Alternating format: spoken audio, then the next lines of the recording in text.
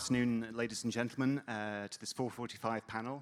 I say that after 4 o'clock in the afternoon, if you have more audience members than you have panelists, si vous avez davantage de membres de public que des panélistes, alors nous devons attendre. Je suis très reconnaissant pour votre présence. Le titre de ce panel cet après-midi est « En première ligne de la pression fiscale, comment les sociétés fiscales peuvent-elles gérer l'exposition à la dette souveraine ?» Il s'agit des histoires économiques clés des dernières années à travers à la fois les marchés développés et émergents. C'est un problème particulièrement en Afrique subsaharienne pour le remboursement des dettes et le drainage de 50% de la dette publique. Un chiffre frappant. Au-delà de l'impact sur les priorités des dépenses publiques du gouvernement, un domaine dans lequel cela a des conséquences particulières, c'est pour les institutions financières publiques. Les banques locales détiennent une grande dette en Afrique subsaharienne et grandissent plus vite que n'importe où d'autre au monde. Les gouvernements dépendent de plus en plus des sources de financement locales en mettant souvent la pression aux institutions afin de souscrire davantage à des dettes souveraines aux dépens des financements du secteur public, comme le note le FMI. Cela crée un retour potentiel qui affecte négativement le secteur bancaire et peut réduire la disponibilité déjà limitée des crédits et donc de la croissance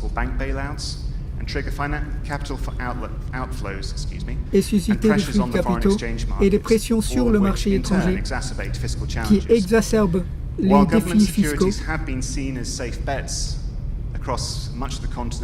à travers le continent et ailleurs. Un engagement plus profond dans les engagements actuels peut bloquer les exposants à la restructuration fiscale, comme nous l'avons vu récemment au Ghana. C'est une question particulièrement importante en Afrique subsaharienne en particulier, avec une vingtaine de situations de défaut ou de risques élevés de défaut. Le sujet du panel du jour est comment les gouvernements et les acteurs du secteur financier en Afrique peuvent-ils limiter ces risques? Jusqu'où les gouvernements peuvent-ils dépendre des gains commerciales sans fausser le système? Et quels outils et mesures sont nécessaires afin de soutenir la diversification vers l'investissement des secteurs privés? Je suis John Everington, je suis éditeur senior au magazine Bank, qui fait partie du groupe Financial Times. J'écris quand je peux sur l'Afrique et le Moyen-Orient. C'est un grand privilège d'avoir été invité par Jeune Afrique pour ce panel sur un sujet si important, avec une si vaste gamme de panélistes qui nous permettent de parcourir les praticalités du sujet. Sans plus attendre, j'invite nos panélistes à monter sur scène, à commencer par M. Tariq Bachir, directeur du Trésor ici au Royaume du Maroc.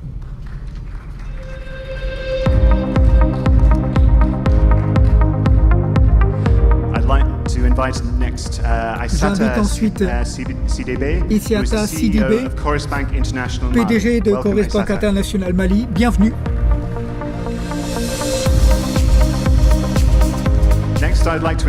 Ensuite, j'invite M. Youssef Louissi, directeur général et membre du comité exécutif de la Banque Attijari Wafa, ici au Maroc. Enfin, j'invite M. Patrick Njoroge, président du Conseil de supervision et ex-gouverneur de la Banque centrale du Kenya. Bienvenue.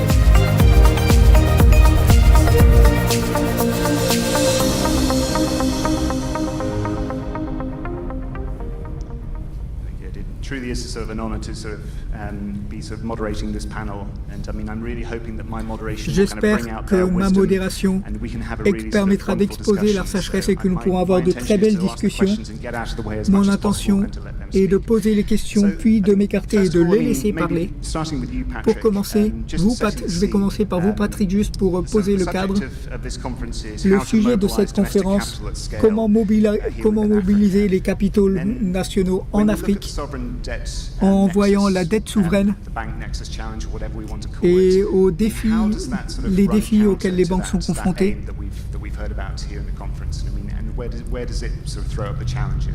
Quels sont les défis que se posent? Nous allons poser le cadre. Merci, je suis heureux d'être ici. Je crois que pour commencer, le problème de la dette dans nos pays est très réel. C'est le sujet numéro 1. Nous avons plus de 50% de nos pays en Afrique subsaharienne qui sont déjà sous pression par rapport à leurs dettes et en pensant à leurs dépenses en termes de remboursement de dettes. Beaucoup de ces pays payent plus de la moitié en termes d'intérêt qu'en termes d'éducation, etc. C'est le premier problème. Nous avons un problème. Ensuite, le problème est du côté fiscal. Le problème direct qui se pose ici est de résoudre la position fiscale. Mais en attendant, les gouvernements se sentent sous pression d'élever, disons, de lever des fonds domestiques, en se concentrant sur le secteur national, étant donné qu'ils sont déjà sous pression en termes de dette. Ce risque, le risque souverain, sera porté par les prêteurs nationaux, et beaucoup d'entre eux dans nos juridictions sont des banques. C'est le secteur financier souverain que vous avez mentionné. Je crois que le problème qui se pose ici est d'y faire face d'une manière mature afin de réduire ce risque et en même temps d'y faire face à long terme afin de le résoudre complètement. Il y a des solutions rapides dont nous pourrons parler par la suite, mais qui posent problème.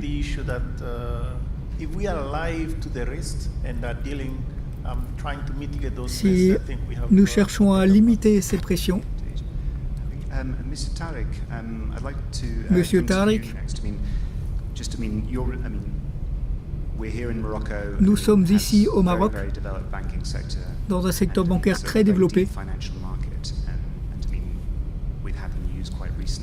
Nous avons eu la nouvelle récemment de la mise à jour des crédits marocains il y a quelques semaines à peine. Pouvez-vous, avec cette discussion sur la dette souveraine, pouvez-vous parler de vos efforts dans le secteur bancaire au Maroc afin de vous assurer que les niveaux de dette demeurent gérables et que tout marche bien? Bonjour. Thank you very much, Monsieur John. Donc, je vais répondre en français pour confirmer cette mixité française au Maroc. In French to confirm this mixity of French and English, and we are open to all languages here in the kingdom. Well, I think it's an international recognition of crucial recognition of the important efforts made by the public authorities of Morocco. It also is the consequence of the Moroccan success story under the guidance of His Majesty the King Mohammed VI, may God assist him. It crystallizes multiple indicators. In 2024, we were the most important tourist destination in Africa. In 2024, Morocco hosted 17 million tourists, and ahead of South Africa and Egypt, who were also the main exporter in Africa in automotive industry, with $16 billion, 16% of the GDP. So we're champions of both tourism and industry. So this result is the totally understandable consequence of all the sustained efforts that were made over the last decades. And when it comes to economic growth, Morocco is on the move. We will be having the Chan in December. Here in Casablanca, there's the Mohammed V Stadium. Morocco will also be co-hosting the 2030 World Cup, which is just tomorrow, less than 5 years from now. So I think that the fact that we're organizing a World Cup shows that we are on the move with important infrastructure. We're the only country with a high-speed train. These are investments that were made way before the World Cup. This was went back to 2018. It's 7 years ago. It's behind us, but we're part of an ongoing process of major works, of building, of massive infrastructure, be it for ports.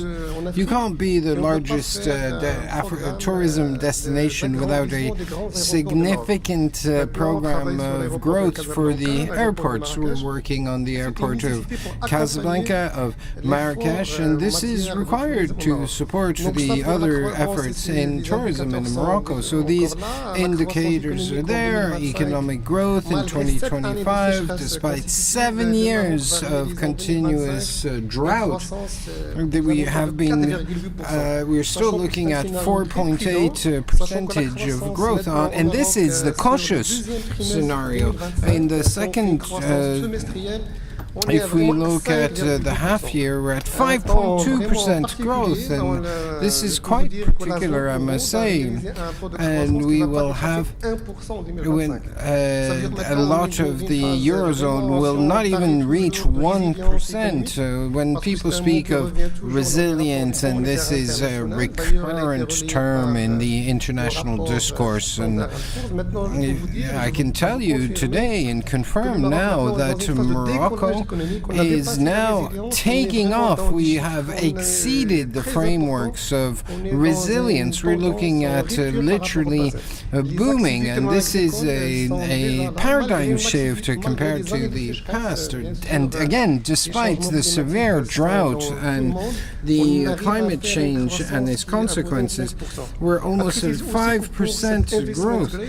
And speaking now to the idea of investment grade, the Moroccan model is based on inclusion with 2.2% of GDP, which is focused on the social state, almost $4 billion of dollars earmarked for the universal health coverage of the population, which really, so this result is clearly a coronation of the sustained efforts of the kingdom when it comes to indebtedness and banks and the fiscal deficit,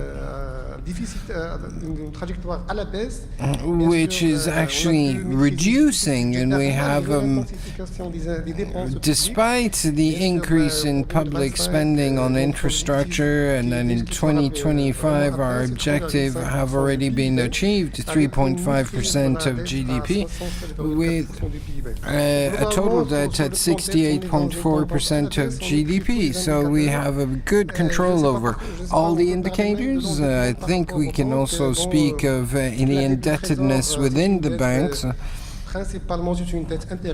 It's mostly internal, with 75% of bonds being held nationally. This debt is shared on an organized market, and this policy choice goes back more than 25 years ago to incentivize and boost the internal market.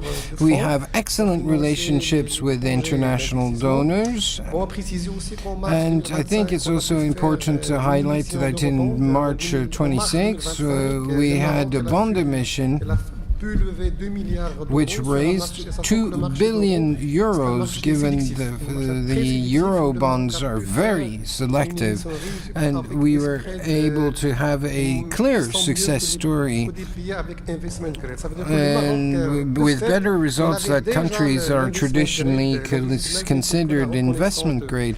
So when it comes to debt, this debt again is internal, and when it comes to banks, the part of the national debt held by banks is less than 35%, which means that the Treasury was able to diversify its creditors, and I can tell you also that the distribution of credit in Morocco is booming. Over the last 3 years, 1.1 trillion dirhams, about 10% of GDP, with a 7% year-on-year growth on average.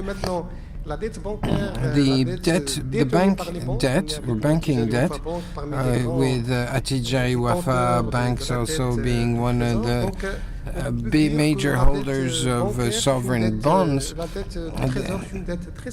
it's a very healthy debt, and the banking's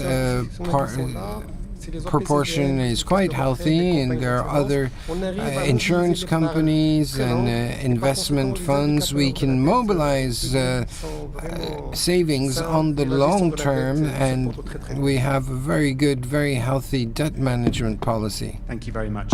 That's very comprehensive. Merci beaucoup. C'était particulièrement exhaustif. Vous avez parlé des prévisions de croissance économique. En tant que Britannique, ça me fait pleurer, parce que nous, on est en train de contempler peut-être 1,2%. Alors peut-être maintenant, pour me tourner vers Youssef, on a entendu le trésorier du royaume. Il semble que la situation de la dette au Maroc soit fantastique et de bonne qualité. Nous devrions en détenir plus. Et j'aimerais savoir quelle est votre approche en matière de dette. Quels sont les mécanismes de contrôle qui sont en place pour avoir un bon équilibre? Écoutez, merci beaucoup de m'accueillir. C'est toujours un plaisir d'être dans ce forum. En ce qui concerne votre question, comme l'a dit M. Tariq Bchir, la dette est de haute qualité, avec le Maroc qui est maintenant considéré comme d'investissement de grade ou d'une excellente qualité d'investissement.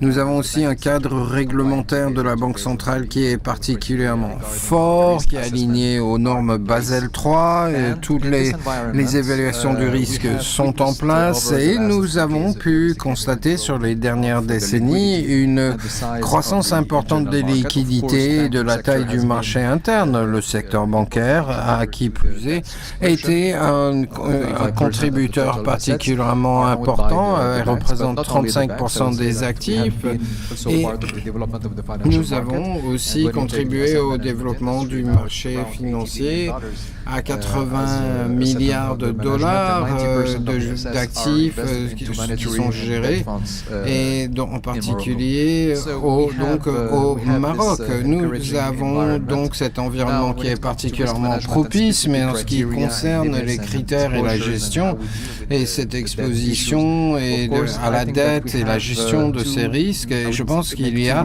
deux remarques à faire. Tout d'abord, la diversification, et ensuite la politique active de gestion de risques.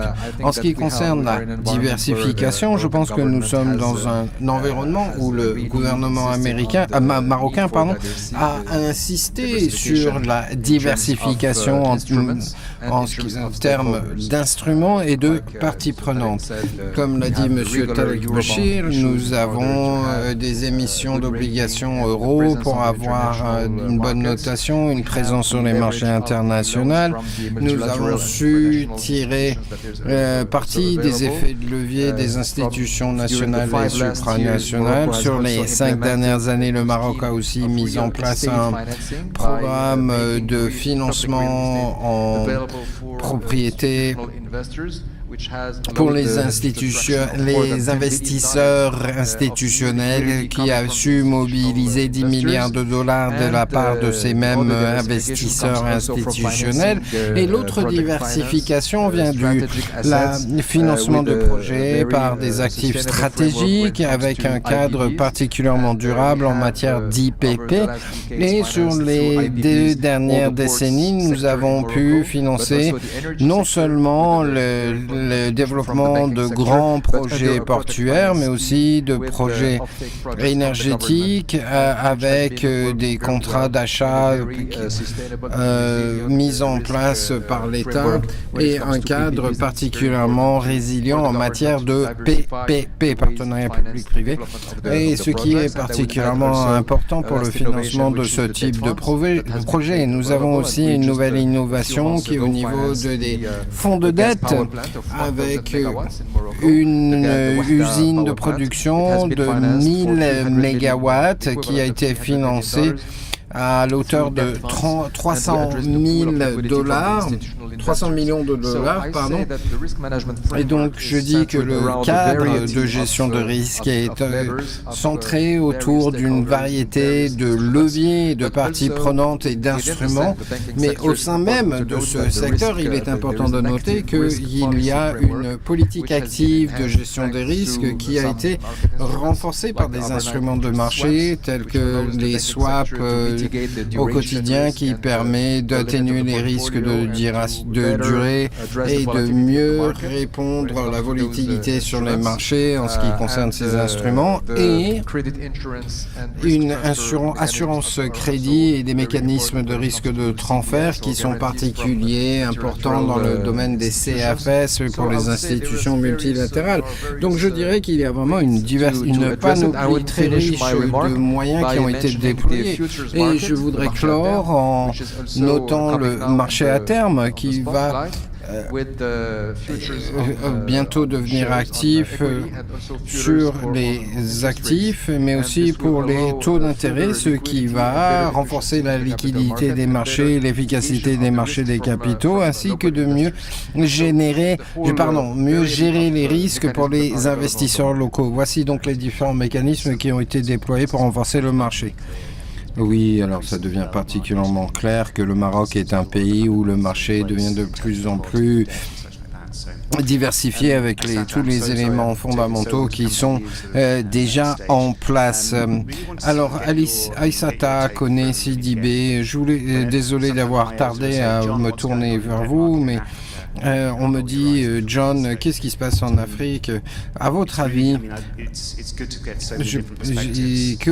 j'aimerais justement me tourner vers vous pour savoir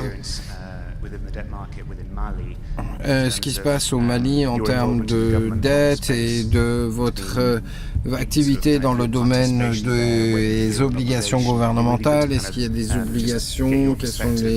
Quelles sont les contraintes? Quels sont les défis pour des acteurs bancaires tels que vous? Ouais, écoutez, merci John. Je pense que c'est pas ma photo là qui a été utilisée, c'était la photo de l'oratrice précédente. On la voit plus, c'est pas grave. C'était pas ma photo qui avait été utilisée. Il faudrait peut-être vérifier auprès d'AFIS, des organisateurs d'AFIS. Bon, sérieusement, blague à part. La photo, c'est pas la bonne. The picture was not the right one. Alors, sérieusement, écoutez, je m'appelle Madame Sidibé, je gère la banque Chorus Bank de Mali, que je vais vous présenter rapidement. Nous sommes entrés dans le marché malien en 2014, nous faisons partie du groupe Chorus Bank panafricain, qui avait commencé ses opérations au Burkina Faso en 2008 avec une vision de contribuer au développement économique et social de l'Afrique Afrique, en particulier dans les pays où nous opérons. À partir du 23 décembre 2024, Coris Bank était le troisième groupe bancaire le plus important en Afrique occidentale. C'est donc notre marché, c'est notre quartier, on va dire, au sein de l'UMOA, et nous sommes présents en tant que banque commerciale dans 10 pays. Nous avons aussi une branche qui s'occupe de la finance islamique qui opère dans 8 pays. Nous avons aussi une division qui vise à financer les PME. Nous n'entendons plus l'oratrice. Micro, s'il vous plaît. Micro, s'il vous plaît. Prenez mon micro, s'il vous plaît. Merci. Plus de 200 branches dans toutes nos... en Afrique centrale, en Afrique de l'Ouest et au Guinée-Conakry. Mais comme je le disais, la vision principale de la Coris Bank est de contribuer au développement économique et social de l'Afrique, et nous sommes donc actifs dans les marchés régionaux, en particulier au sein de l'UOMOA. Nous travaillons avec les gouvernements de 8 pays qui nous viennent à nous quand elles ont besoin de financement. Nous sommes donc très actifs sur ces marchés. La plupart des 8 pays ont une succursaile Coris Bank.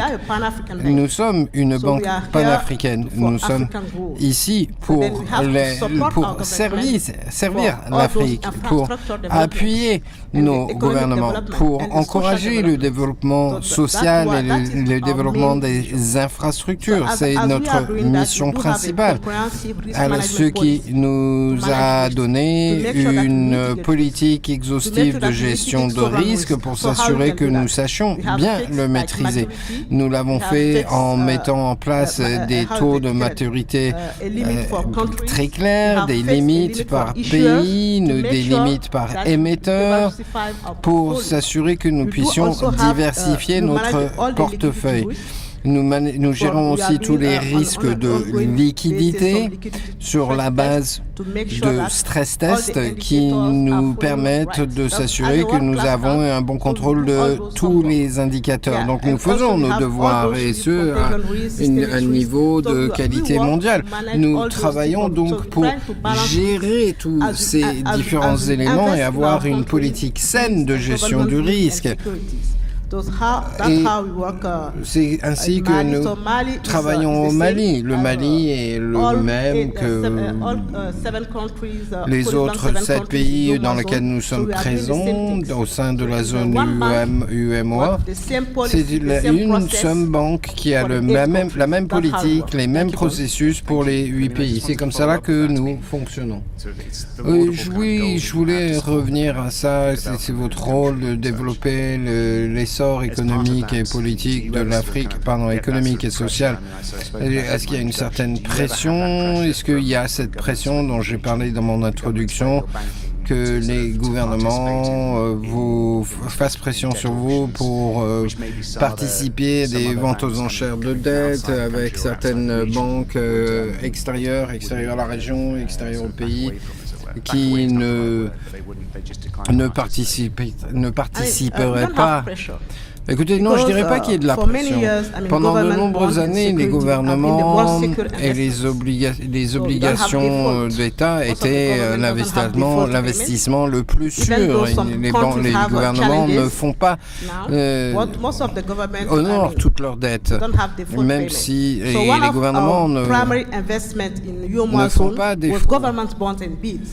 Et donc, ce n'est pas qu'il y ait une pression pour nous de le faire, mais c'est sûr et c'est profitable, donc on le fait. Alors, Patrick, quand nous parlons de cette pression une pression institutionnelle, de faire plus de prêts auprès du secteur privé, de moins s'investir dans la dette souveraine, en même temps que la dette souveraine, c'est ce qu'il y a de plus sûr.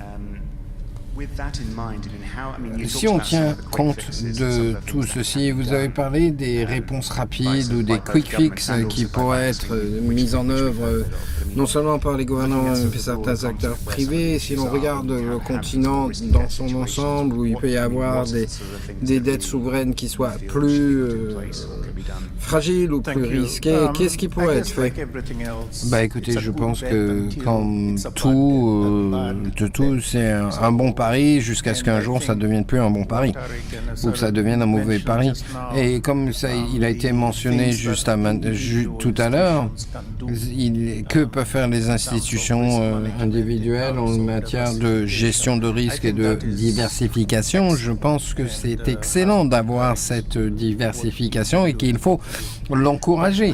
Ceci dit, le système en lui-même doit être plus résilient. Et je pense que donc les solutions réelles sont du côté de la marge de manœuvre budgétaire.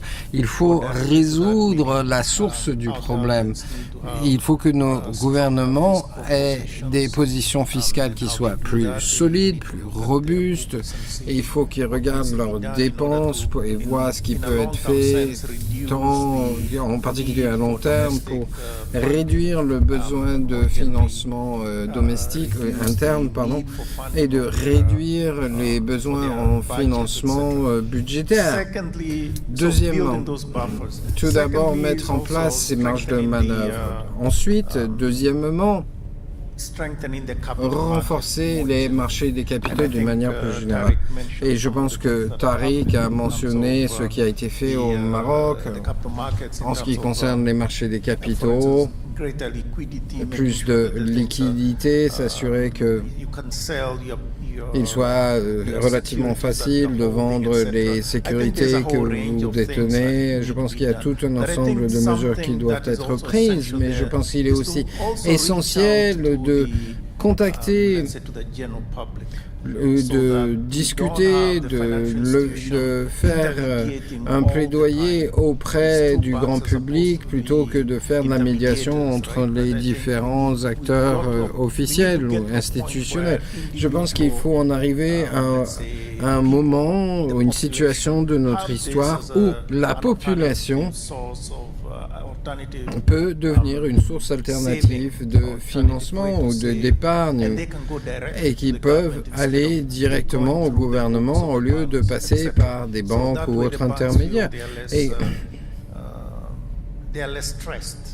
ce qui permettrait aux banques de se concentrer ailleurs.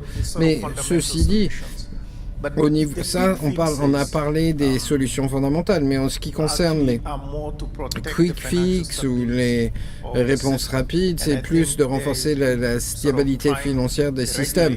Et je pense que les agences de réglementation devraient réfléchir à des solutions idoines et appropriées qui pourraient être de demander aux banques d'augmenter leurs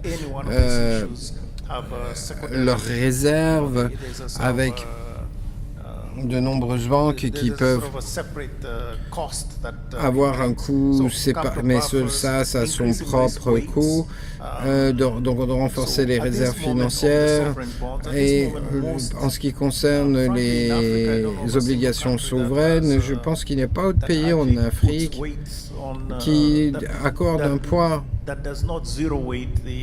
qui n'apporte pas de poids zéro à la dette souveraine. Donc on peut demander aux banques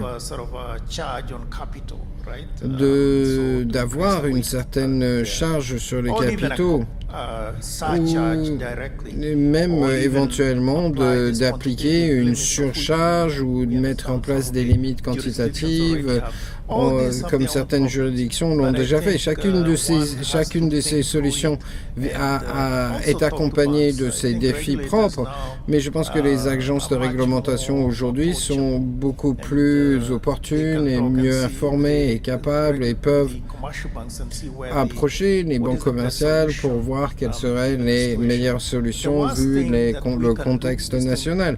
Mais je pense que le pire que nous puissions faire est d'avoir un cadre réglementaire qui, en théorie, vise à retirer un risque ou éliminer un risque, mais que, en fait, en imposant cette réglementation, vous créez un risque que vous créez ailleurs, un risque que vous essayez d'éliminer ici. Et je pense qu'en tant qu'agence de réglementation, ce sont les défis auxquels il nous faut réfléchir. Oui, merci beaucoup. Monsieur Tariq Bachir, ayant entendu ce qui a été dit et les exemples que vous avez, les mécanismes de protection et de sauvegarde dont vous avez parlé au Maroc, qu'auriez-vous à rajouter dans ce contexte? Well, thank you very much. When it comes to sovereign debt in Morocco, it always reflects the fundamentals of the national economy. Just to say that today in Morocco, I can provide you a very revelatory indicator. If you look at the rates from 3 months to 30 years bonds, which correspond to the indebtedness of Morocco. And with a bit of metaphor, if I travel through time, I go back from 30 years to 30 months. Even if we do it in hours, we can cover from 3 months to 30 years. We're only on 200 basis points gaps. So this is both a sprint and a marathon where we have less than 200 basis points, and that to me reveals the strengths and the fundamental values of the national economy. And to me, what speaks the most and the key takeaway is that the fundamental work on the economic growth, the important infrastructure investment, the diversification of the economy. Clearly, today we have the kingdom does not depend of a single economic sector, with no sector representing more than 7 to 15%. And again, despite 7 years of severe drought. So I think this debt situation is a fundamental success. And as I said, you can cover 3 months to 30 years in 200 basis points with an average debt obligation of 8 years, and the share of the short-term debt, which is really stands at a relatively low share. Speaking now to the banking sector, banks, of course, are key actors in the economic development as they finance the economy, but they're also an important actor in the capital markets. They provide animus to the markets, but it is still and always highly performing. If you look at the solvability ratios of banks at the end of June, we're at more than 16%, which is much higher than the regulatory threshold of 12%. So this relationship between the banks, commercial banks, and sovereign debt is a very important and healthy relationship, and we can finance the sovereign debt through internal markets, in which and in this regard the local banks play an important role. This work started in 1989 when we started the first markets, and we're now almost 40 years later. There have been multiple reforms of the finance sector on the status of the central bank and the statutes of the central bank. And Morocco also enjoys a strong institutional advantage and the separation of monetary policy and budgetary policy, with the central bank that has a very clear and ironclad policy. The central bank must be independent, must have this objective of stability of prices, and I think in the US things are a bit different, but one of the key objectives of the central bank was the stability of prices, which to me is one of the crucial conditions that we need to have reforms across the financial sector. And please remember that Morocco was subject to an evaluation in 2015 by the World Bank. In 2026 there will be a new evaluation of its financial sector. This is every decade there's an inspection. I think transparency, credibility, institutional reforms have been the key to a better management of debt. That my translator unit sort of cut out halfway through what Mr. Tarek was saying, but I'm sure it was absolutely, I mean, what I could Je suis certain que les interventions de M. Tarek étaient très intéressantes, que de très bons points ont été soulevés. Je vais donner la parole au public dans une minute, mais je voudrais juste demander à Aïssata et à Youssef leur perspective en tant que banque par rapport au fait de s'assurer que les expositions ne sont pas trop élevées et trop dangereuses. Votre perspective avant de donner la parole au public. Merci. Quelques mots concernant la dette subsaharienne. Nous sommes présents dans 15 pays africains, d'Afrique de l'Ouest et d'Afrique centrale et d'Afrique du Nord, et les tensions au niveau des budgets augmente. Nous avons vu au cours des 10 dernières années une augmentation de la part de dette publique du secteur public de 20 à 35%. En même temps, depuis 2022, il y a des pressions sur les taux et cela pose la question de savoir comment nous pouvons soutenir de la bonne manière les besoins de financement des budgets en Afrique, comme nous avons mentionné le besoin de politique fiscale durable et de cadre macroéconomique résilient. Je crois cependant aussi que nous devons chercher des marchés plus profonds, particulièrement afin de diversifier l'investisseur et l'industrie financière et les investissements à long terme à travers des politiques fiscales. C'est très important d'étendre la dimension des investisseurs financiers et d'entrer dans des nouveaux pôles de liquidité. Peut-être que d'autres recommandations seraient d'avoir des réglementations externes afin d'encourager leur position.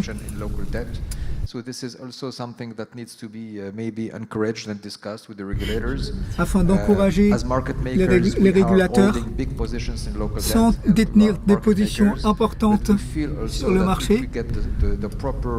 On a l'impression aussi que lorsqu'on obtient les bonnes réglementations, on peut donner des mécanismes pour les investisseurs étrangers et générer un modèle de distribution où on vend la dette locale à des investisseurs et on diversifie le pôle de liquidité pour le marché. C'est un parcours qui doit être discuté avec les régulateurs, avec le secteur bancaire, afin de s'assurer de continuer à soutenir et à aider tout en développant les capacités du marché financier. Aïssata. Ainsi que l'ont mentionné les autres panélistes, la Banque centrale dans notre zone peut proposer d'avoir une limite réglementaire souveraine à laquelle on peut travailler. On peut demander aussi comment effectuer des tests sur une base permanente, comment on peut travailler à la liquidité des marchés secondaires. Nous avons des marchés secondaires auxquels nous travaillons, auxquels nous pouvons travailler. Nous devons diversifier nos investissements. most of the banks, Car la plupart des banques West de African la Monetary zone Zone, zone monétaire ouest-africaine investissent seulement en gouvernance, mais doivent diversifier leur portefeuille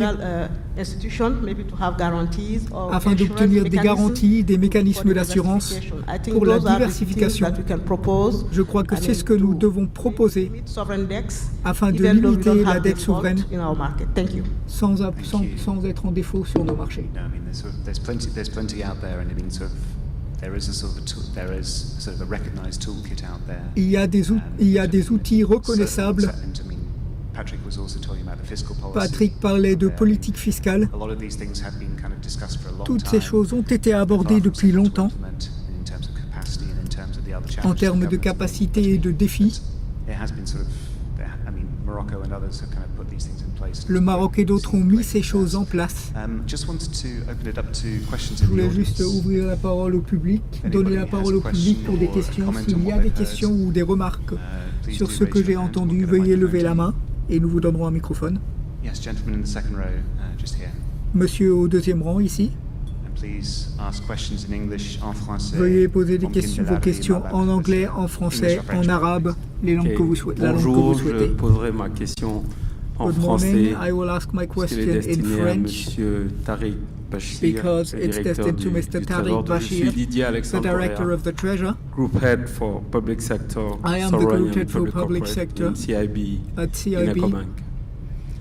for Monsieur le EcoBank. directeur du Trésor, vous avez parlé Honorable Director of the des Treasury, actions qui ont you été mises en mentioned place the pour arriver actions à that were undertaken diversifier to les diversify investisseurs dans investors le marché de la dette au Maroc. in J'ai the retenu, debt je crois, market que in les Morocco. banques ne détiennent I qu'environ retained that banks 35% detain only around du 35% total de la dette émise of sur the le marché. whole Je crois debt que dans emitted on the les marchés, market. par exemple, I de believe in l'UEMOA markets que like Aïssata a ECOWAS, mentionné, on est à des mentioned niveaux by beaucoup Aïssata. plus We are importants. at Quelles sont much higher levels.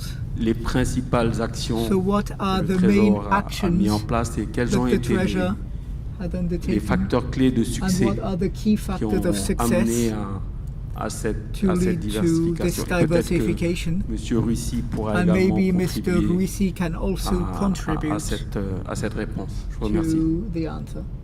Thank you.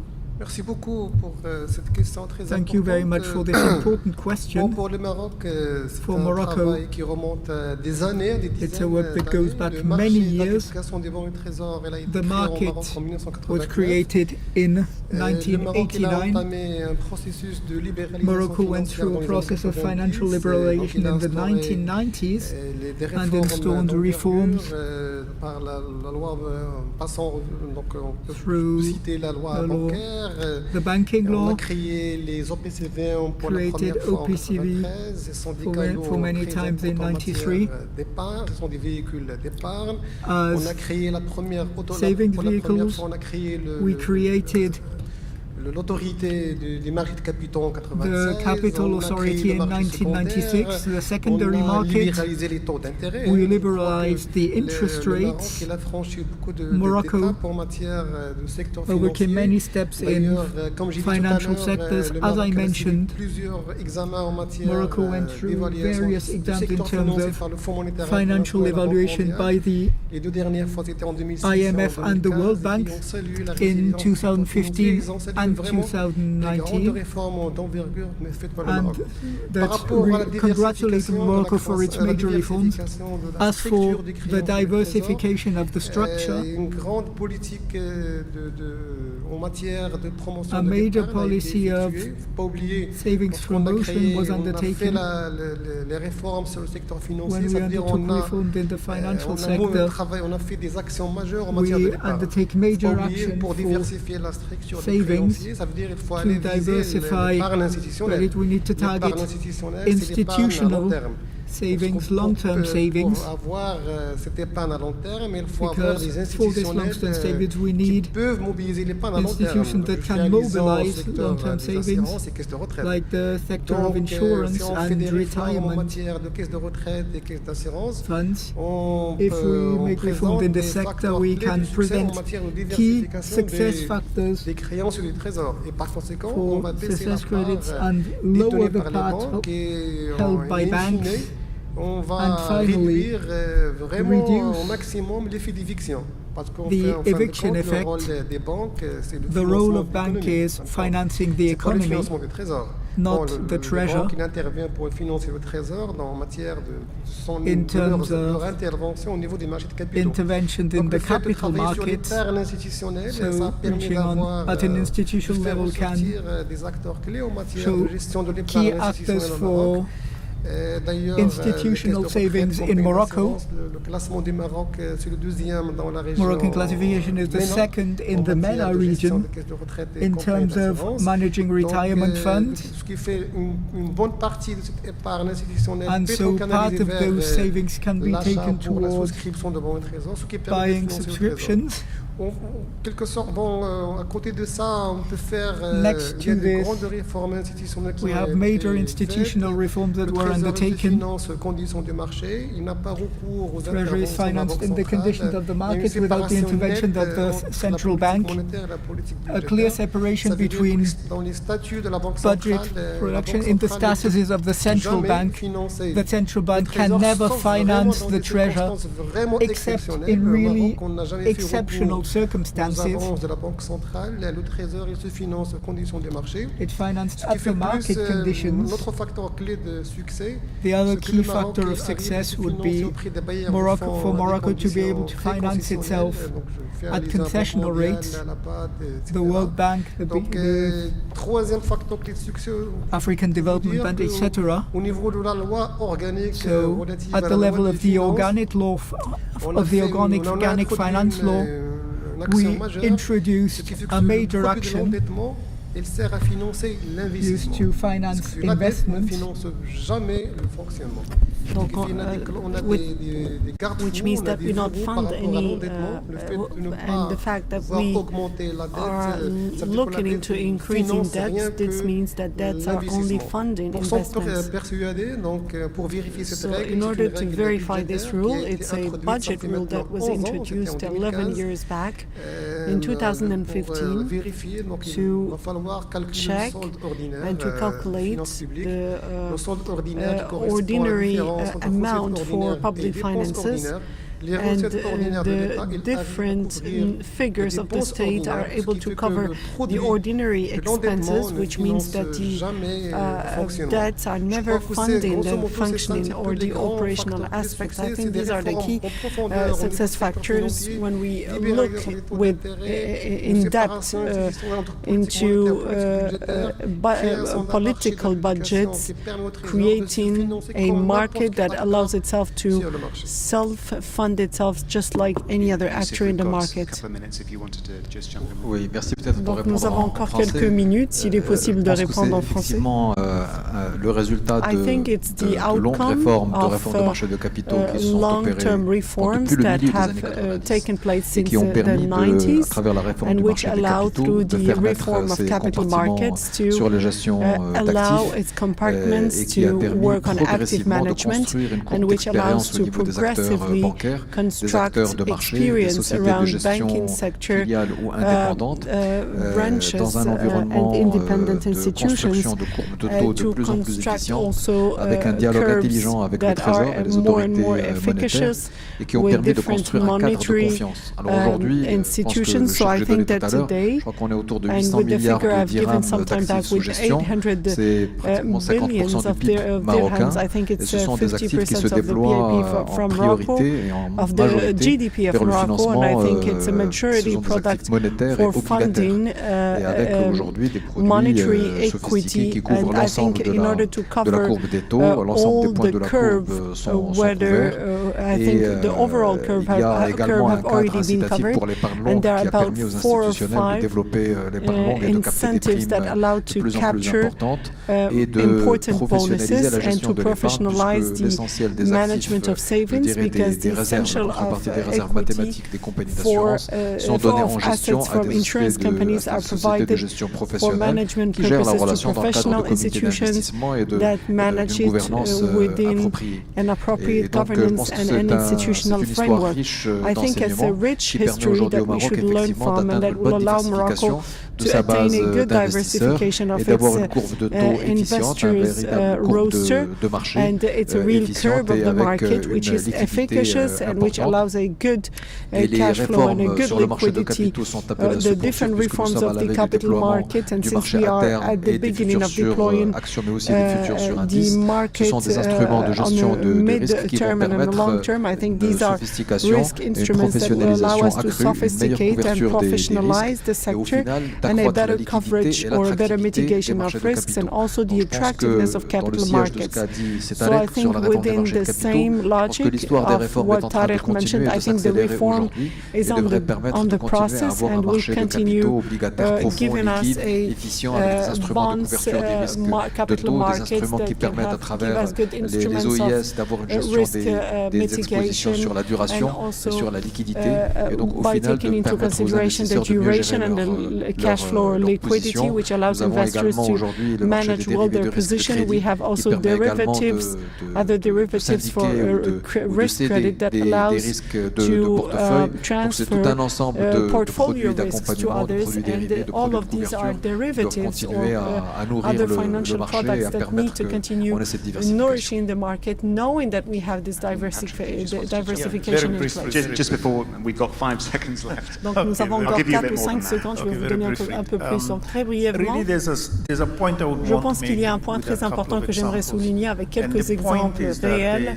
Le point, c'est qu'il y a beaucoup de potentiel quant à l'augmentation de l'épargne, c'est-à-dire l'augmentation des achats des différents dérivés gouvernementaux avec les citoyens des pays respectifs. Et je pense que c'est nous, en tant que décideurs, nous y pensons assez souvent, et donc on se dit que tout le monde est un petit peu bloqué sur ce qu'ils font. Donc par exemple, les 2 exemples qui peuvent nous permet de comprendre cela, c'est l'Éthiopie, l'investissement dans le GRD qui a été fait entièrement par des investissements de la population ordinaire. Il n'y a pas eu d'intermédiaire ou de banque entre les parties prenantes.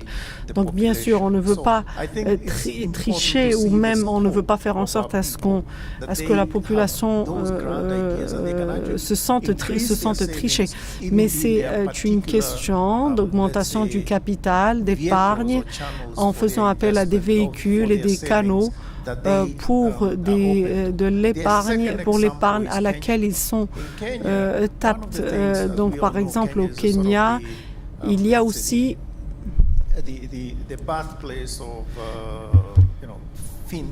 le développement des fintech, mais aujourd'hui vous pouvez aussi acheter des obligations par téléphone. Donc maintenant, n'importe quelle personne qui est au Kenya, qui a accès à un numéro de téléphone, un compte bancaire et une pièce d'identité peut acheter à n'importe quel moment. Et donc ces projets-là font partie des plateformes qui ont été lancées. Je pense que ça fait moins d'1 année maintenant. Ils ont augmenté toute l'épargne avec bien sûr la revente des achats à plusieurs reprises, et ceci nous permet de faire la bonne chose et de faire appel aux bonnes technologies. Je pense qu'on peut continuer à parler du même sujet pendant 30 ou 40 minutes. Je pense que c'est très intéressant pour nous tous parce que ça nous permet de garder la tête sur tout, de comprendre les discussions en vigueur. Par exemple, Tarek, Youssef, merci beaucoup. Youssef, Tarek, Aïssata et Patrick, merci beaucoup pour vos interventions.